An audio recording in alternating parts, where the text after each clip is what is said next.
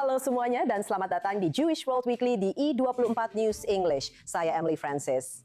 Setiap minggu kami fokus pada cerita, isu, dan tokoh-tokoh yang menarik bagi komunitas Yahudi, baik di sini di Israel maupun di seluruh diaspora komunitas Yahudi global.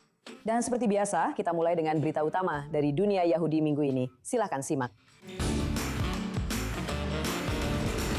Negara bagian New York telah mengesahkan undang-undang yang membuat zona penyangga sepanjang 50 kaki di sekitar rumah ibadah untuk mencegah orang-orang menghalangi pintu masuk atau melecehkan para jamaah. Langkah ini didorong sebagai respons terhadap meningkatnya protes antisemit dan anti-Israel di luar sinagoga.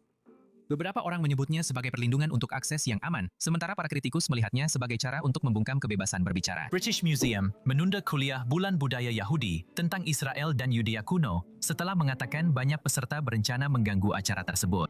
Mereka mengatakan bahwa langkah tersebut dilakukan untuk melindungi acara, bukan untuk melemahkannya. Dan masih di London, kebakaran besar terjadi di Kosher Kingdom, supermarket kosher terbesar di negara itu. Awalnya ada kekhawatiran tentang serangan pembakaran setelah beberapa insiden di Golders Green, tempat toko itu berada. Namun, hal itu dianggap sebagai masalah kelistrikan, dan toko tersebut akan segera dibuka kembali. Para kritikus terhadap dukungan setengah hati dari pemerintahan Biden-Harris terhadap Israel setelah pembantaian 7 Oktober dan perang dengan Hamas merasa bahwa mereka telah terbukti benar. Sebuah laporan autopsi setebal 190 halaman yang baru saja dirilis tentang kampanye pemilihan Presiden Kamala Harris tahun 2024 dan kekalahannya menunjukkan bahwa Gaza dan Israel sama sekali tidak disebutkan. Jadi, apa yang bisa kita simpulkan dari ini? Di sini untuk menjelaskan semuanya kepada kita adalah koresponden senior I24 News English untuk Amerika Serikat, Mike Wagenheim, yang bergabung bersama kita dari Washington. Halo Mike, apa yang dikatakan atau dalam hal ini tidak dikatakan oleh laporan autopsi itu? Jadi begini, DNC mendapat banyak tekanan terkait laporan autopsi yang katanya ada ini. Ketua DNC, Ken Martin, mengatakan dia sebenarnya tidak pernah ingin merilis laporan itu sejak awal. Dia hanya melakukannya karena tekanan. Dia tidak setuju dengan apa yang ada atau yang tidak ada dalam laporan itu, bahwa laporan itu belum selesai. Ada beberapa catatan penting di seluruh laporan itu yang menyatakan ada informasi yang hilang di sini, bahwa bagian ini belum diperiksa kebenarannya di sana. Jadi sebenarnya itu hanyalah sebuah draft sepertinya. Draft pertama yang sebenarnya tidak pernah dimaksudkan untuk dirilis. Tapi dia tetap melakukannya karena ada begitu banyak tekanan untuk melakukannya. Sekarang 50.000 kata. 50.000 kata dalam laporan ini, tidak ada satupun penyebutan tentang Israel, tidak ada penyebutan tentang Gaza, atau klaim genosida, atau hal-hal seperti itu.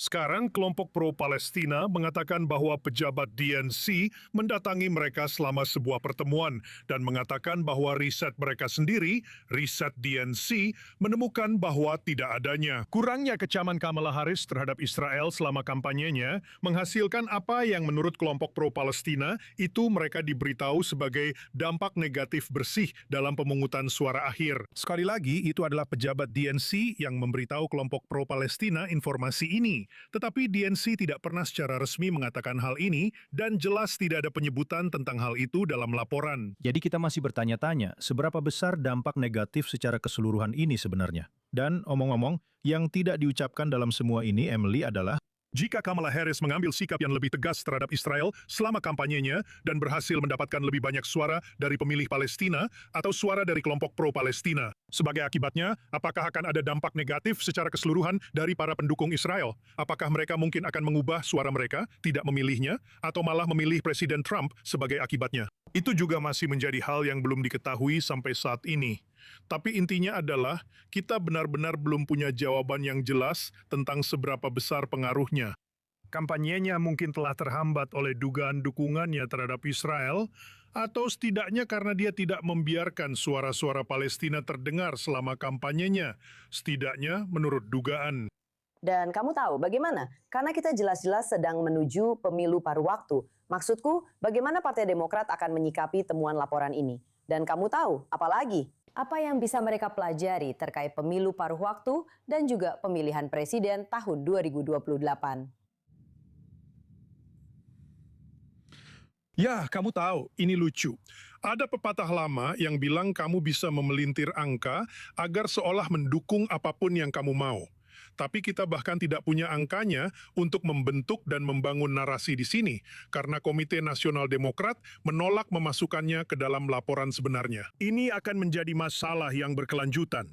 Dan menurut saya, kamu bisa menyingkirkan kontroversi seputar autopsi itu. Kita melihatnya berkembang secara langsung dan melalui pemungutan suara yang sesungguhnya di dalam gedung Capitol. Kita melihat semakin banyak Demokrat yang mendukung embargo senjata terhadap Israel, dan bukan hanya senjata ofensif, tapi juga senjata defensif. Kita melihat beberapa Demokrat semakin sering mengatakan bahwa dukungan senjata defensif seharusnya tidak diberikan kepada Israel, bahwa bantuan dana sebaiknya ditangguhkan atau dihentikan sepenuhnya. Dan sekarang dari pihak Israel, kita mendengar Perdana Menteri Netanyahu dan yang lainnya mengatakan hal itu. Memang bantuan seharusnya dihentikan secara bertahap karena semakin lama semakin menjadi beban politik. Dan bahwa Israel seharusnya lebih mandiri dalam produksi senjata dan bidang terkait lainnya yang selama ini secara tradisional mendapat dukungan keuangan dari Amerika. Jadi terlepas dari laporan tersebut, ini tetap menjadi masalah bagi Israel karena Partai Demokrat dan semakin berkurangnya dukungan yang kita lihat untuk Israel saat ini. Tidak diragukan lagi, ini akan menjadi tema utama dalam pemilu paruh waktu yang akan datang. Baiklah, terima kasih banyak Mike. Menjelang pemilu paruh waktu bulan November di Amerika Serikat, sebuah jajak pendapat baru terhadap pemilih Yahudi menunjukkan bahwa mayoritas masih siap memilih Partai Demokrat dan menolak Presiden Trump beserta kebijakannya. Meskipun 90% orang Yahudi mengatakan bahwa mereka khawatir tentang meningkatnya antisemitisme dan 70% memiliki keterikatan emosional dengan Israel, namun 67% mengatakan mereka berencana memilih kandidat dari Partai Demokrat pada bulan November. Bergabung bersama kami sekarang dari Washington DC adalah Haley Soifer, CEO Jewish Democratic Council. Halo dan terima kasih telah hadir di sini. Terima kasih sudah mengundang saya. Jadi seperti yang Anda tahu, dalam survei ini, 2/3 orang Yahudi mengatakan bahwa mereka berencana untuk memilih kandidat dari Partai Demokrat. Ini tentu saja terjadi meskipun ada semua kontroversi dan kekerasan terhadap orang Yahudi serta antisemitisme. Jadi menurut Anda, mengapa kita belum melihat lebih banyak pergeseran ke kanan? Menurut saya, ini berkaitan dengan nilai-nilai yang mendorong pilihan suara orang Yahudi. Jajak pendapat ini selain menunjukkan bahwa 7 dari 10 pemilih Yahudi berniat memilih Partai Demokrat dalam pemilu paruh waktu. Ini juga menunjukkan bahwa pemilih Yahudi memprioritaskan berbagai isu, dimulai dengan masa depan demokrasi kita. Dan ini juga merupakan isu nomor 1 bagi pemilih Yahudi dalam 2 pemilu terakhir, yaitu tahun 2024 dan 2022. Tidak ada yang lebih mengancam demokrasi Amerika selain Donald Trump. Dan dia didukung oleh Partai Republik di Kongres. Jadi masuk akal jika pemilih Yahudi yang memprioritaskan isu ini akan menolak mereka secara besar-besaran. Isu terpenting kedua bagi pemilih Yahudi menurut survei ini adalah biaya hidup. Dan kebijakan gagal Donald Trump telah meningkatkan biaya untuk kita semua. Dan isu terpenting ketiga adalah antisemitisme. Seperti yang Anda catat, 90% pemilih Yahudi yang sangat tinggi merasa khawatir tentang antisemitisme di Amerika Serikat. Dan isu ini seharusnya tidak dilihat dari sudut pandang kanan atau kiri. Mayoritas besar dari Partai Demokrat, termasuk para pemimpin kami, berdiri bersama komunitas Yahudi dalam upaya memerangi antisemitisme. Tapi menurut saya, apa yang benar-benar ditunjukkan oleh jajak pendapat ini adalah bahwa suara pemilih Yahudi terus didorong oleh nilai-nilai. Dan dalam semua nilai inti kami, Donald Trump dan Partai Republik di Kongres memang tidak sejalan dengan mayoritas Yahudi Amerika. Dan kamu tahu bagaimana posisi mereka sejauh yang kamu tahu tentang perang dengan Iran dan sebagainya. Maksud saya, apakah kita masih melihat bahwa ada lebih banyak keterikatan antara orang Yahudi dengan Israel dan tanah air Yahudi setelah peristiwa 7 Oktober, sementara banyak orang Amerika sebelumnya tidak terlalu terlibat? Kami memang melihat adanya keterikatan dengan Israel, dan sebenarnya isu tentang Israel menjadi lebih diprioritaskan di antara berbagai isu. Jajak pendapat ini telah dilakukan secara berturut-turut selama bertahun-tahun, dan setelah 7 Oktober, isu tentang Israel benar-benar meningkat. Ini adalah isu keempat yang paling penting bagi pemilih Yahudi. Dan 70% pemilih Yahudi merasa memiliki ikatan emosional dengan Israel. Namun pada saat yang sama, hampir jumlah pemilih yang sama, yaitu 67%, memiliki pandangan negatif terhadap Perdana Menteri Netanyahu. 55% menentang tindakan Israel dalam perang di Gaza, dan 62% menentang perang di Iran. Jadi menurut saya, ini benar-benar menunjukkan bahwa Yahudi Amerika, setidaknya mayoritas Yahudi Amerika, memiliki dua pandangan sekaligus, mirip dengan banyak orang Israel mungkin. Kami berkomitmen pada keamanan Israel dan masa depannya sebagai negara Yahudi dan demokratis. Namun, kami tidak setuju dengan kebijakan pemerintah Israel saat ini, sama seperti kami adalah patriot Amerika sejati dan tidak setuju dengan kebijakan pemerintah kami sendiri. Jadi ini adalah masa yang rumit bagi orang Yahudi Amerika. Dan jajak pendapat ini menunjukkan bahwa mereka akan secara besar-besaran menolak Donald Trump dan Partai Republik di pemilu bulan November nanti. Jadi bagaimana menurutmu? Maksudku ini memang hanya sebuah jajak pendapat, tapi ini cukup, kamu tahu, cukup kuat juga. Jadi ketika kita sampai di bulan November, maksudku, menurutmu apakah benar-benar ada dorongan nyata untuk mengubah keseimbangan mayoritas di Kongres? Tentu saja. Dan menurutku, suara Yahudi bisa memainkan peran penting dalam hal itu. Itu adalah apa yang kami anggap sebagai komponen penting dari koalisi kemenangan Demokrat. Suara Yahudi saja tidak akan memenangkan pemilu, tetapi sekitar 7 dari 10 pemilih Yahudi yang mendukung Demokrat dapat membantu Demokrat menang dalam pemilu yang semakin ketat di negara ini. Dan kami memiliki banyak distrik kunci, termasuk di New York dan tempat lain, yang diperebutkan dalam pemilu ini. Dan jika kursi-kursi itu jatuh ke tangan Demokrat, Demokrat akan merebut kembali mayoritas. Ini adalah distrik-distrik di mana suara Yahudi tidak bisa dianggap remeh. Jumlahnya sekitar 20%. Jadi ini benar-benar penting di distrik dan negara bagian kunci yang bisa menentukan mayoritas di Kongres, baik di Senat maupun DPR. Baiklah, terima kasih banyak Hailey atas wawasanmu. Terima kasih. Nemanja Starovic, Menteri Integrasi Eropa Serbia dan Ketua Delegasi Serbia untuk Aliansi Peringatan Holocaust Internasional telah berada di Washington untuk bertemu dengan pejabat Amerika Serikat dan pemimpin Yahudi dengan fokus pada hubungan dengan Israel, perjanjian perdagangan bebas baru, dan upaya memerangi antisemitisme. Antisemitisme. Mike Wagenheim, koresponden senior I24 News English di AS, duduk bersama beliau di Kedutaan Serbia dan berikut lanjutan percakapan mereka. Anda tahu, ini ironis. Seiring berjalannya waktu, Israel tampaknya memiliki lebih banyak sekutu di Teluk daripada di Eropa saat ini, meskipun ada beberapa negara seperti negara Anda. Menurut Anda, bagaimana Eropa dapat memperbaiki hubungannya dengan Israel dan sebaliknya?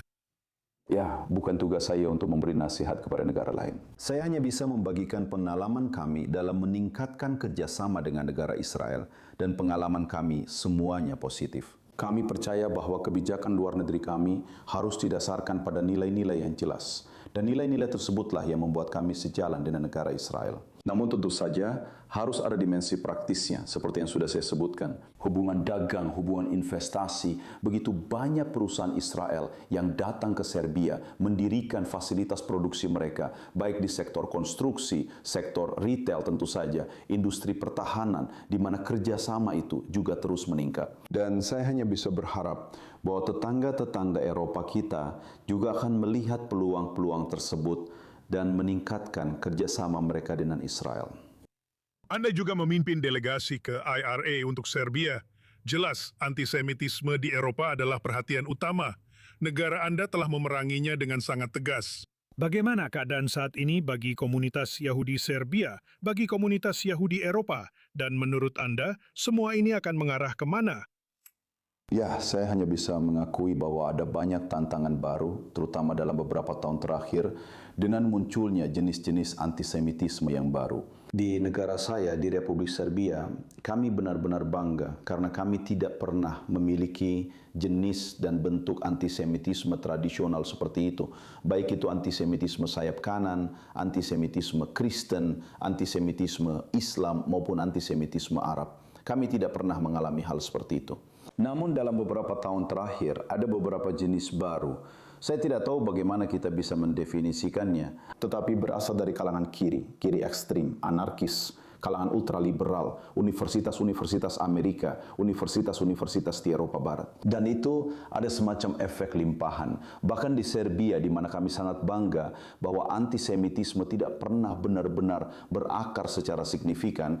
Tetapi jika hanya ada satu kasus saja, kita perlu menanganinya, kita perlu memutuknya, dan pemerintah kami sangat tegas dalam hal itu.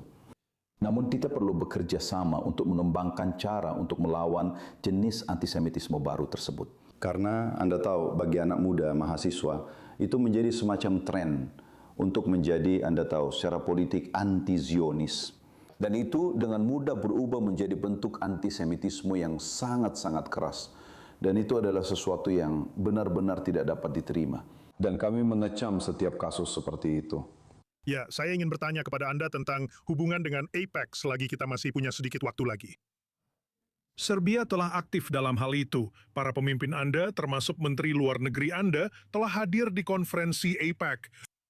Apa yang didapatkan dari hubungan itu, dan mengapa Anda merasa itu sangat penting dalam hubungan segitiga antara Serbia, Israel, dan Amerika Serikat? Ya, saya sangat bangga dengan fakta bahwa semua teman kami, baik dari AIPAC maupun Komite Yahudi Amerika, telah mendukung kami dalam beberapa undang-undang yang telah kami adopsi dalam beberapa tahun terakhir. Kami telah bekerja sama erat dan saya bangga bahwa Serbia menjadi negara pertama di dunia yang sepenuhnya menerapkan deklarasi Teresian. Artinya, kami telah mengadopsi undang-undang yang sesuai untuk memberikan restitusi penuh atas properti yang disita selama Holocaust kepada komunitas Yahudi, bahkan ketika tidak ada ahli waris hukum langsung, karena sayangnya seluruh keluarga telah musnah selama Holocaust. Jadi negara saya adalah yang pertama mengadopsi undang-undang tersebut dan mulai melakukan pencairan anggaran kepada komunitas Yahudi di Serbia sejak tahun 2017. Dengan jumlah yang signifikan, yang meningkatkan pelestarian memori dan budaya, serta segala hal yang sangat penting bagi komunitas Yahudi Serbia. Jika seseorang bernama Jeffrey Epstein mengirimi Anda email, Anda pasti akan terkejut, bukan? Namun itu adalah nama Yahudi Amerika yang relatif umum, yang sampai baru-baru ini tidak terlalu diperhatikan.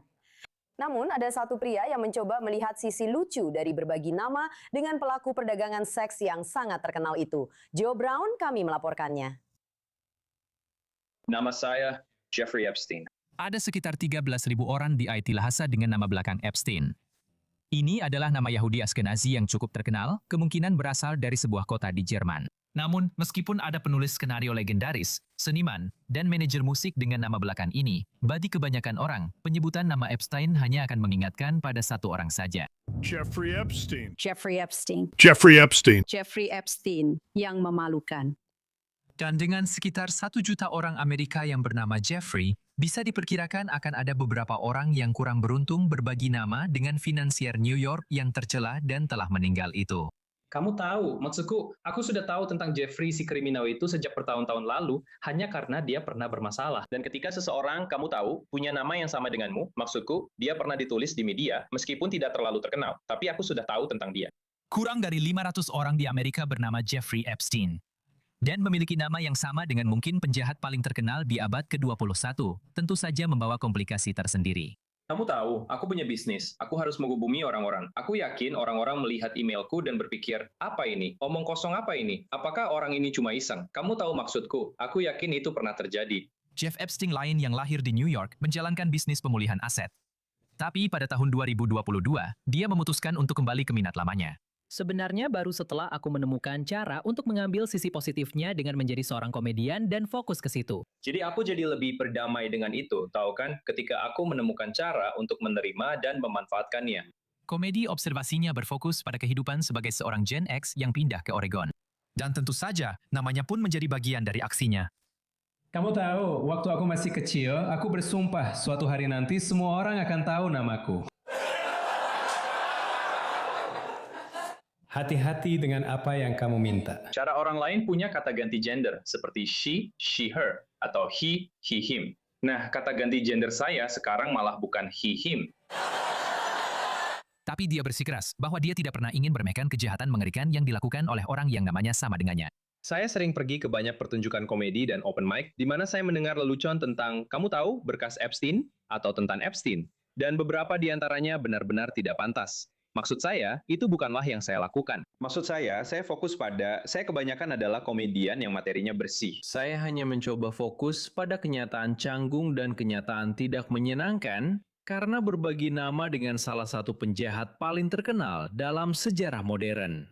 Meskipun lelucon tentang namanya telah memberinya banyak pengikut di media sosial, hal itu menjadi kutukan sekaligus berkah baginya. Ada banyak penyelenggara acara komedi yang tidak mau mengundang saya karena mereka tidak ingin nama Jeffrey Epstein ada di daftar penampil mereka. Tapi komedinya justru diterima oleh orang-orang yang memiliki nama yang sama. Menurut Jeffrey Epstein sang komedian, seorang anak SMA mengirim pesan kepadanya untuk mengatakan bahwa sudut pandangnya yang humoris tentang nama itu membuat remaja tersebut akhirnya menerima nama lahirnya sendiri, setelah sebelumnya menolaknya karena diejek oleh teman-temannya. Kamu juga harus punya mental yang kuat untuk, kamu tahu, memilih untuk. Saya rasa lebih terbuka tentang nama itu dan situasinya. Ada 106 orang lain dengan nama Jeffrey Epstein di seluruh dunia. Jadi saya tidak menjalani jalan ini sendirian. Namun, mereka tidak menambah jumlah kami lagi. Mereka menghentikan penggunaan nama Jeffrey Epstein. Itu terjadi sekitar tahun 2016. Sekarang kami menjadi kelompok dengan keanggotaan tertutup. Selama berabad-abad, Ladino adalah bahasa utama yang digunakan oleh orang Yahudi di semenanjung Iberia dan bahkan tetap digunakan setelah inkuisisi serta pengasingan terus-menerus orang Yahudi Sefardi ke seluruh dunia. Namun seperti Yiddish, bahasa Judeo-Spanyol yang unik ini perlahan-lahan mulai menghilang. Tapi ada satu musisi Israel yang membuatnya menjadi keren lagi. Dengarkanlah.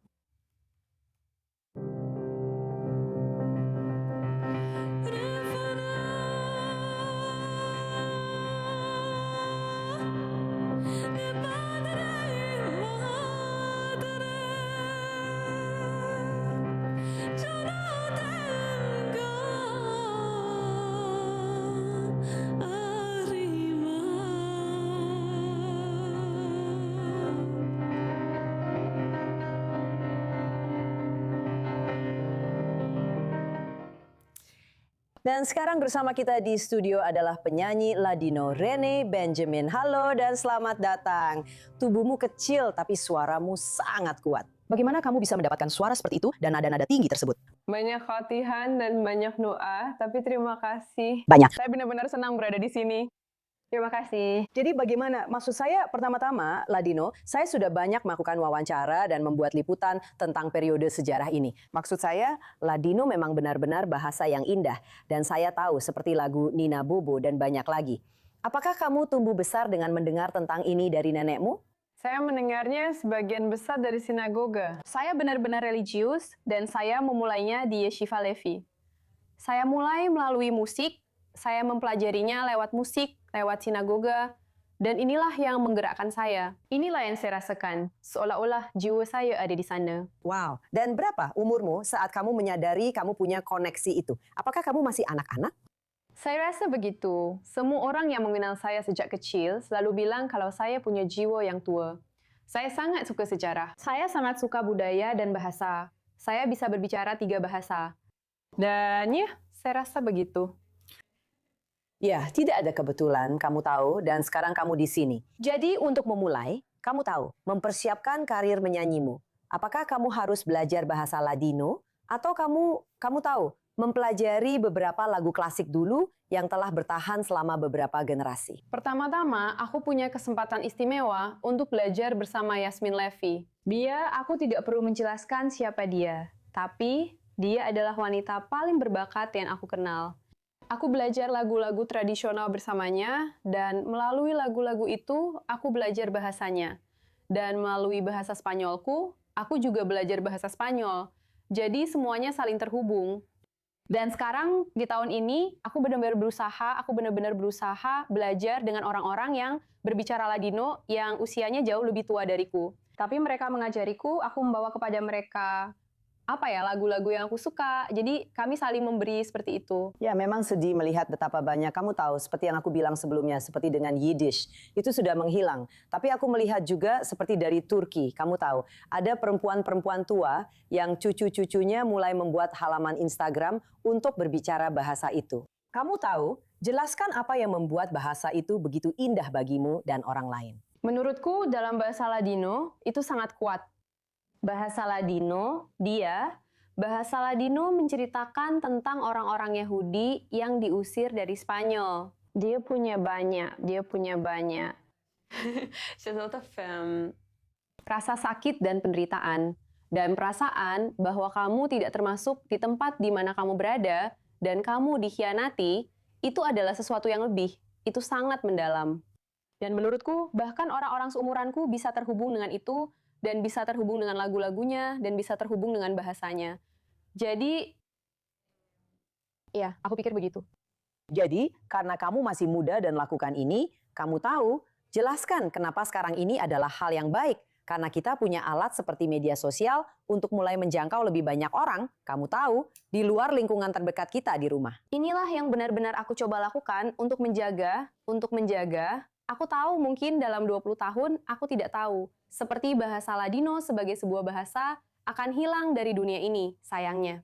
Tapi aku tahu bahwa lagu-lagu, budaya, cerita-cerita, itu akan tetap ada. Aku tahu itu akan tetap ada. Seperti orang-orang masih menari, orang-orang masih menyanyikan Adio Carida dan Avraham Avinu, dan semua lagu itu. Mereka tahu itu. Mereka mengetahuinya dan mengenalnya dari sinagoga. Tapi aku tahu bahwa bahasanya akan punah.